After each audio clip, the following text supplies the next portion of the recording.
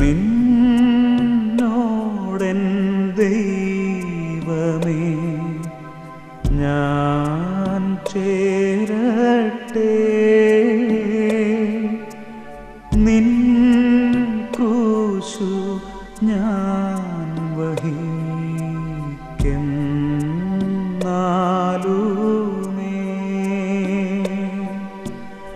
N ഗീതം എന്നുമേ നിന്നോടെൻ ദൈവമേ, നിന്നോടെൻ ദൈവമേ ഞാൻ ചേരട്ടെ.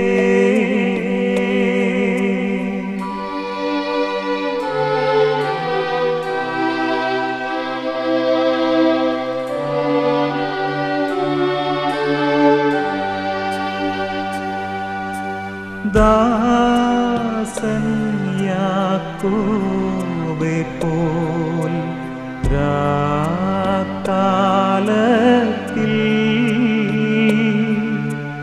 വൻ കാട്ടിൽ കല്ലിന്മേൽ ഉറങ്ങുകിൽ എൻ സ്വപ്നത്തിലുമേ നിന്നോടെൻ ദൈവമേ, നിന്നോടെൻ ദൈവമേ ഞാൻ ചേരട്ടെ.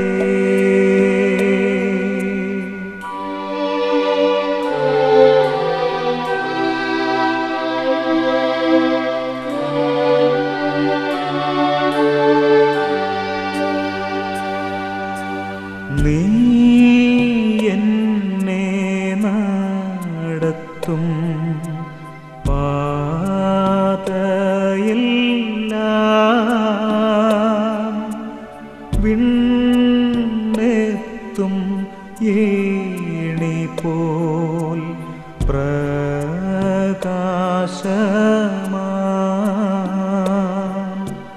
ദൂതർ വിളിക്കുന്ന നിന്നോടെൻ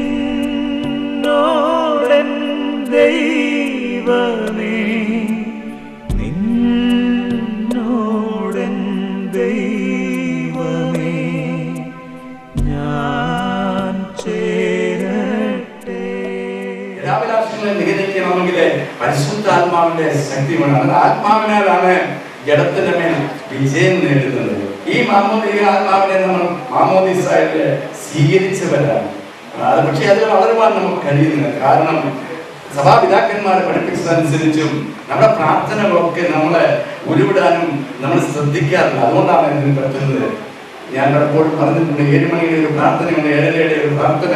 ഇത് മാത്രം ചൊല്ലിയാൽ മതി പരിശുദ്ധാത്മാവിനാൽ നവീകരിക്കപ്പെടുവാൻ. കാരണം എല്ലാ ദിവസവും രാവിലെ അത് ചൊല്ലിയാൽ ആത്മാവുകൊണ്ട് നിറയുന്ന ഒരു അനുഭവം, പരിശുദ്ധാത്മാവിന്റെ ഫലങ്ങളെ, ദാനങ്ങളെ, വരങ്ങളൊക്കെ ഞാൻ നിറയ്ക്കണമെന്നാണ് ആ പ്രാർത്ഥനയിലൊക്കെ പറയുന്നത്. ഈ കഴിഞ്ഞ ഒരാഴ്ചക്കാലം തിരുവല്ലയിലെ ഗ്രാനായ കൺവെൻഷൻ നടക്കുകയായിരുന്നു. ഇതിൽ പങ്കെടുത്ത പലരും ഇവിടെ കാണും. അവസാനത്തെ ദിവസം ബഹുമാനപ്പെട്ട പാറക്കര അച്ഛന്റെ പ്രസംഗം ശ്രദ്ധിച്ചിട്ടുണ്ടെങ്കിൽ മനസ്സിലാകും. പ്രസംഗമൊക്കെ അവിടെല്ലാം പറഞ്ഞത് മാനസാന്തരത്തെ കുറിച്ചാണ്. അവർക്ക് മാനസാന്തരപ്പെട്ടവരാണ്. ക്രിസ്ത്യാനി മാനസാന്തരപ്പെട്ടവനായിരിക്കണം എന്ന് പഠിപ്പിക്കുന്നു ബൈബിൾ. അത് അസന്നിഗ്ധമായ ഭാഷയിൽ തന്നെ പറയുന്നു. യേശുവിന്റെ പരസ്യ ജീവിതത്തിൽ അതാണ് നമ്മെ ഓർപ്പിച്ചത്.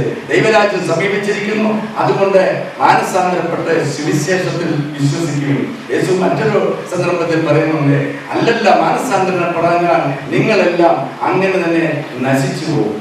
ഗോപുരം വീട് 18 പേര് മരിക്കുമ്പോഴാണ് ദൈവം ഇങ്ങനെ പറയുന്നത്. നമ്മുടെ മാനസാന്തരം അത്യന്താപേക്ഷിതമായ ഒരു ഘടകമാണ് ക്രൈസ്തവ ജീവിതത്തില്. പലപ്പോഴും ശ്രദ്ധിച്ചാൽ അത് ഇല്ലെന്ന് കാണാൻ കഴിയും. കാരണം ഒരുവൻ ക്രിസ്തുവിലായാൽ പുതിയ സൃഷ്ടി, പഴയതുപോലെ എല്ലാം പുതുക്കം പ്രാപിച്ചിരിക്കും. അങ്ങനെ വരുമ്പോൾ നമ്മുടെ പഴയ ജീവിത ശൈലിയിൽ നിന്ന് മാറുന്ന ഒരു അനുഭവമാണ് മാനസാന്തരം എന്ന് പറയുന്നത്. പക്ഷെ പലപ്പോഴും നമുക്ക് അതില്ലെന്ന് കാണുവാൻ കഴിയും. കാരണം നമ്മുടെ ഇടയില് എത്രയോ മദ്യപന്മാരുണ്ട്. ഒരു മദ്യപാനം മാറ്റാൻ അവർ കഴിയുന്നുണ്ടോ?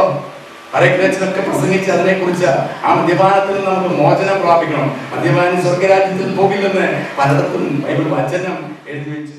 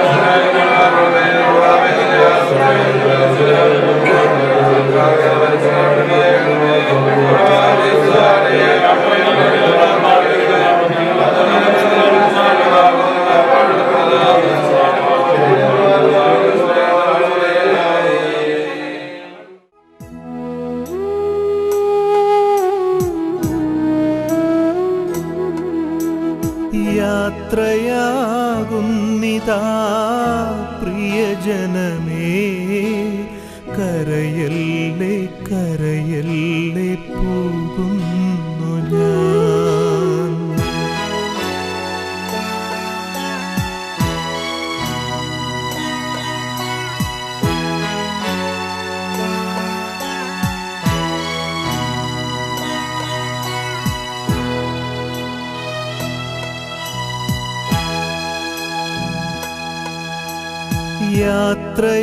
യാത്രയാകുന്നിതാ പ്രിയജനമേ, കരയല്ലേ കരയല്ലേ പോകുന്നു ഞാൻ. ഈ കണ്ണുനീരിൽ കാണുന്നു സ്നേഹത്തിൻ കടലെന്നാലും പോകാതെ വയ്യ. ഈ കണ്ണുനീരിൽ കാണുന്നു സ്നേഹത്തിൻ കടലെന്നാലും പോകാതെ വയ്യ. യാത്രയാകുന്നിതാ പ്രിയജനമേ, കരയല്ലേ കരയല്ലേ പോകുന്നു ഞാൻ.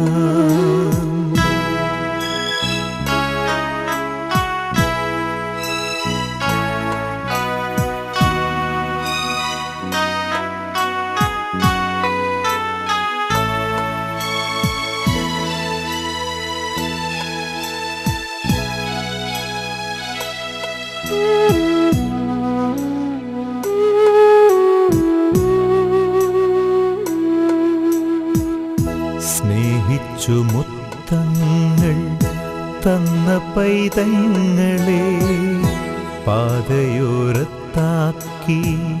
പിരിയുന്നു മൂകമായി കരുണാമയൻ കൂട്ടായി വരും. സ്നേഹിച്ചു മുത്തങ്ങൾ തന്ന പൈതങ്ങളെ പാതയോരത്താക്കി പിരിയുന്നു മൂകമായി കരുണാമയൻ കൂട്ടായി വരും. പരലോകവാടിയിൽ കാണാം വീണ്ടും യാത്രയാകുന്നിതാ പ്രിയജനമേ. കരയല്ലേ കരയല്ലേ പോകുന്നു ഞാൻ. ഈ കണ്ണുനീരിൽ കാണുന്നു സ്നേഹത്തിൻ കടലെന്നാലും പോകാതെ വയ്യ.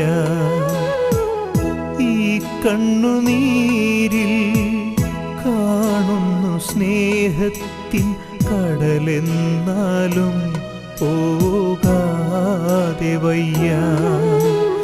യാത്രയാകുന്നിതാ പ്രിയജനമേ. കരയല്ലേ കരയല്ലേ പോകുന്നു ഞാൻ.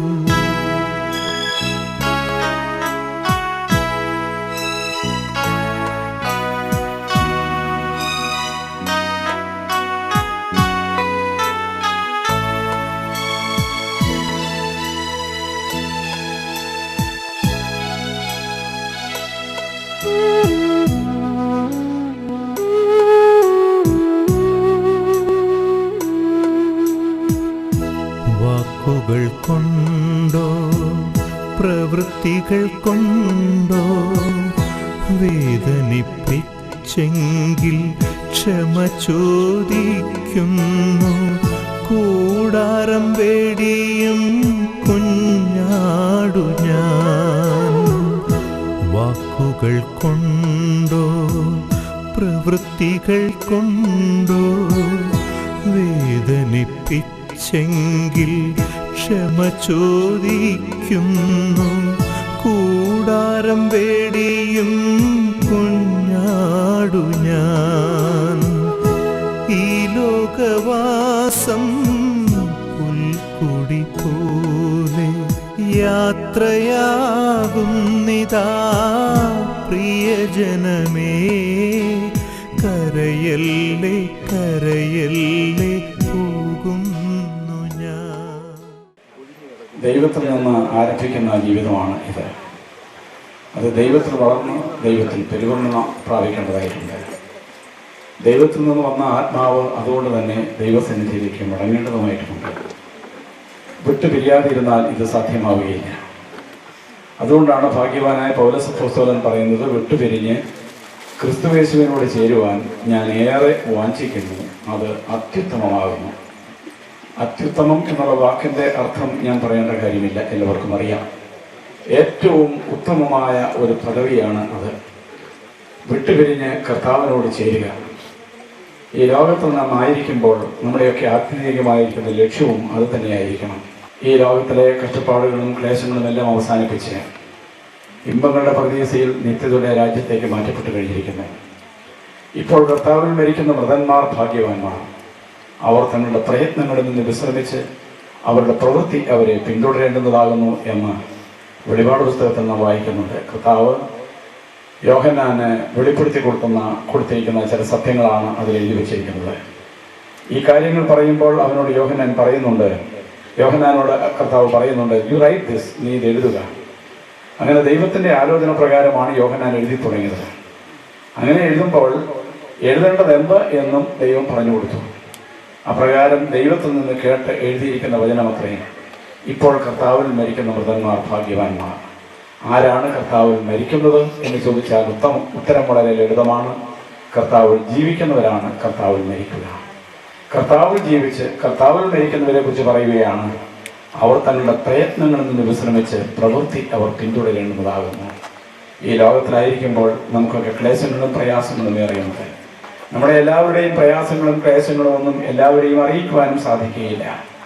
ഓരോരുത്തർക്കും അവരവരുടേതായ പ്രയാസങ്ങളും ബുദ്ധിമുട്ടുകളും ഒക്കെ ഉണ്ട്. എന്നാൽ ഇതെല്ലാം അവസാനിക്കും. പക്ഷേ കർത്താവ് ജീവിക്കുന്നവൻ്റെ പ്രവൃത്തി, ആ നല്ല പ്രവൃത്തി അവൻ മരിച്ചാലും പിന്തുടരുക തന്നെ ചെയ്യും എന്നാണ് ഇവിടെ നാം മനസ്സിലാക്കുക. ജീവിച്ചിരുന്ന് എന്നിൽ വിശ്വസിക്കുന്നവരാരും ഒരു നാളും മരിക്കുകയില്ല. ഇത് കേൾക്കുമ്പോൾ നമുക്ക് അത്ഭുതം തോന്നും. കർത്താവിൽ വിശ്വസിക്കുന്നവരാരും മരിക്കുകയില്ല എന്ന് പറഞ്ഞാൽ അതിൻ്റെ അർത്ഥം എന്താണ്? അതിൻ്റെ അർത്ഥം അറിയുവാൻ കർത്താവിൻ്റെ വിശദീകരണം കൂടെ ശ്രദ്ധിക്കണം. അവൻ വിശദീകരിച്ച് പറഞ്ഞു, എന്നിൽ വിശ്വസിക്കുന്നവൻ മരിച്ചാലും ജീവിക്കും. കാരണം അവനിൽ വിശ്വസിച്ച ലാസർ മരിച്ചില്ലേ, 4 ദിവസം കഴിഞ്ഞില്ലേ, നാറ്റം വെച്ച് തുടങ്ങിയില്ലേ, ഒത്തിരി ചോദ്യങ്ങൾ നമുക്കുണ്ടാവാം. അതിനൊക്കെ മറുപടിയായി യേശു പറയുകയാണ്, എന്നിൽ വിശ്വസിക്കുന്നവൻ മരിച്ചാലും ജീവിക്കും. അപ്പോൾ മരിച്ചിട്ടും ജീവിക്കുന്ന ഒരനുഭവമാണ് ദൈവം നമുക്ക് ക്രമീകരിച്ചിരിക്കുന്നത്. അല്ലെങ്കിൽ ദൈവത്തിൻ്റെ അലംഘനീയമായ നിയമം അതാണ്. മരിച്ചാലും തൻ്റെ ഭക്തന്മാർ ജീവിക്കും. അങ്ങനെ ജീവിക്കുന്ന ലാസറിനെയാണ് ആ കല്ലറയ്ക്കൽ പോയി നിന്നുകൊണ്ട് യേശു വിളിച്ചത്, ലാസറേ എന്ന് വിളിച്ചത്. ലാസർ വിളി കേൾക്കുന്നതും വിളി അനുസരിച്ച് പുറപ്പെട്ട് ഇറങ്ങി വരുന്നതുമൊക്കെ നാം അവിടെ കാണുന്നുണ്ട്. ആകയാൽ ഈ അമ്മ മരിച്ചു എന്നല്ല നാം പറയേണ്ടുന്നത്, വാങ്ങിപ്പോയിരിക്കുന്നു. എവിടേക്ക്? അബ്രഹാമിൻ്റെ, യാക്കോബിൻ്റെ, ഇസഹാക്കിൻ്റെ കൂട്ടായ്മയിലേക്ക്, ദൈവിക സംസർഗത്തിലേക്ക് ഈ അമ്മ ഇന്ന് വാങ്ങിപ്പോയിരിക്കുകയാണ്. അവിടെ മാലാഖമാരോട് ചേർന്ന് വിശുദ്ധന്മാരുടെ, വിശ്വാസികളുടെ, ശുദ്ധിമതികളുടെ ഒക്കെ കൂട്ടത്തിൽ നിന്നുകൊണ്ട് ദൈവത്തെ ഇടതടവില്ലാതെ സ്തുതിക്കുന്ന അനുഭവത്തിലേക്ക് ഈ കർത്തൃദാസി പ്രവേശിച്ചു കഴിഞ്ഞിരിക്കുകയാണ്. ക്ലേശപൂർവമായ ഈ ലോക ജീവിതത്തിന് ശേഷം ഇമ്പങ്ങളുടെ പരദീസയിലെ നിത്യതയുടെ സന്തോഷത്തിലേക്ക് പ്രവേശിപ്പിച്ചിരിക്കുന്ന ഈ അമ്മയ്ക്ക് ഹൃദ്യമായ യാത്രയെ കൊടുക്കുവാൻ നമുക്ക് സാധ്യമാവട്ടെ. പ്രിയമാതാവേ, ഇന്ന് നീ സമാധാനത്തോടെ പോവുക. ക്ലേശങ്ങൾ അവസാനിച്ചല്ലോ, നിത്യതയുടെ സന്തോഷത്തിലേക്ക് പ്രവേശിക്കുക. പിന്നാലെ ഞങ്ങളും അവിടെ വന്ന് പ്രിയമാതാവേ നമുക്ക് പരസ്പരം കൂടിക്കാണുന്നതിനും നമുക്ക് ഒരുമിച്ച് ദൈവത്തെ മഹത്വപ്പെടുന്നതിനും ഇടവരട്ടെ എന്ന്